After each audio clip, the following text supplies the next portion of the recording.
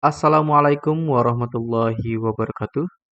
Adik-adik, pada video kali ini saya akan memberikan kunci jawaban pada tema 7, subtema 1, pembelajaran 5, halaman 41, 42, 43, dan 45 di kelas 3.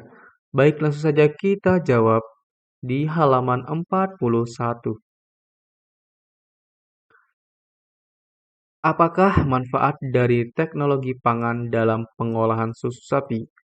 Buatlah kelompok yang terdiri atas 4 orang, tuliskan pendapat setiap anggota kelompok. Jadi di halaman 41 ini kamu diminta untuk membuat kelompok sebanyak 4 orang di setiap kelompoknya. Kemudian kamu berdiskusi tentang pendapat kalian mengenai manfaat dari teknologi pangan dalam pengolahan susu sapi. Nah, di sini saya sudah memberikan jawabannya yang bisa kalian diskusikan. Yang pertama, gizi dalam susu dapat dinikmati kapan saja. Nah, karena adanya teknologi pangan, kemudian pada susu sapi tersebut, susu sapi diberikan pengawetan, kemudian dikemas dengan baik, maka gizi dalam susu sapi dapat dinikmati kapan saja. Berikutnya yang kedua,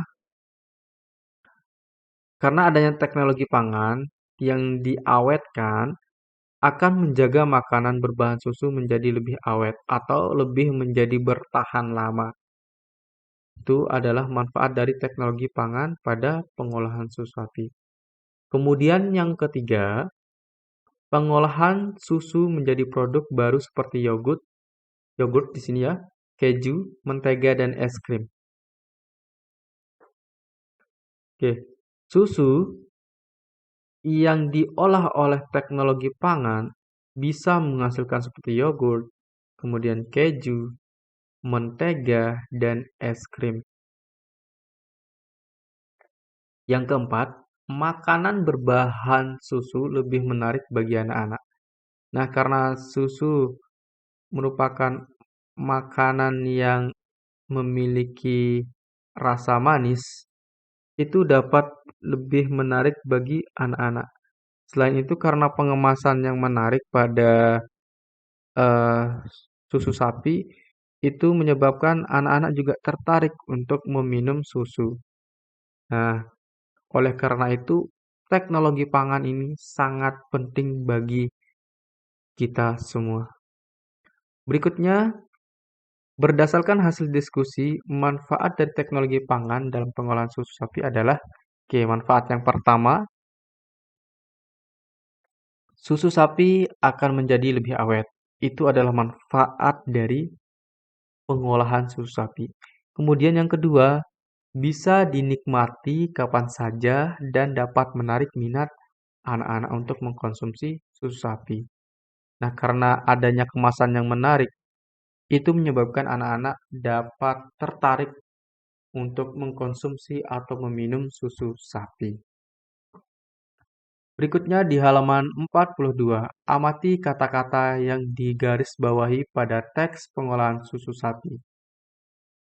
Carilah arti kata tersebut menggunakan kamus.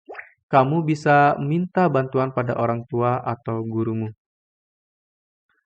Nah, di sana ada kata-kata yang digarisbawahi. Yang pertama adalah daya tahan, artinya kemampuan bertahan terhadap segala pengaruh dari luar yang dapat merugikan. Kemudian yang kedua, teknologi artinya metode ilmiah untuk mencapai tujuan praktis atau ilmu pengetahuan terapan. Berikutnya, pengemasan artinya proses cara perbuatan mengemasi. Kemudian, kedap udara artinya tidak mudah atau tidak dapat dimasuki atau ditembus oleh udara. Nah, jadi kemasan dalam suatu hasil pengolahan susu sapi itu kemasannya harus kedap udara agar udara tidak masuk dan tidak menyebabkan susu menjadi rusak. Berikutnya, Masih di halaman 42, buat kalimat baru menggunakan kata-kata di atas. Yang pertama, daya tahan. Susu sapi dapat meningkatkan daya tahan tubuh. Yang kedua, teknologi. Susu sapi diolah menjadi yogurt menggunakan teknologi fermentasi. Berikutnya di halaman 43, kita lanjut yang nomor 2 tadi dilanjutkan ke halaman 43. Yang ketiga, pengemasan. Pengemasan produk susu membuat susu menjadi lebih awet. Yang keempat, kedap udara. Kemasan kedap udara menjadikan makanan lebih awet. Berikutnya di halaman 45, ditanyakan bagaimana sikap yang harus kita ambil dalam menghadapi perbedaan. Tuliskan hasil diskusimu. Yang pertama, sikap yang kita lakukan atau kita ambil dalam menghadapi perbedaan adalah menghargai dan menghormati segala perbedaan yang ada di dalam masyarakat. Jadi, yang namanya kita hidup bersama orang lain, pasti akan ada yang namanya perbedaan. Nah, perbedaan-perbedaan tersebut kita hargai. Yang kedua, ikut menjaga dan memelihara keharmonisan di atas segala perbedaan yang ada di dalam masyarakat. Nah, karena adanya perbedaan itu tetap kita jaga dan memelihara keharmonisannya. Jangan ada yang saling caci maki, jangan ada yang saling menjelekkan, dan hal-hal lain. Berikutnya, tidak memaksakan pendirian yang kita anut kepada orang lain dalam kehidupan bermasyarakat. Nah, kalau kita memaksakan pendirian, maka itu kita bisa dinilai dengan orang yang egois. Nah, maka kita hindari yang namanya memaksakan pendirian yang kita ingin anut kepada orang lain. Karena orang lain itu kan berbeda-beda.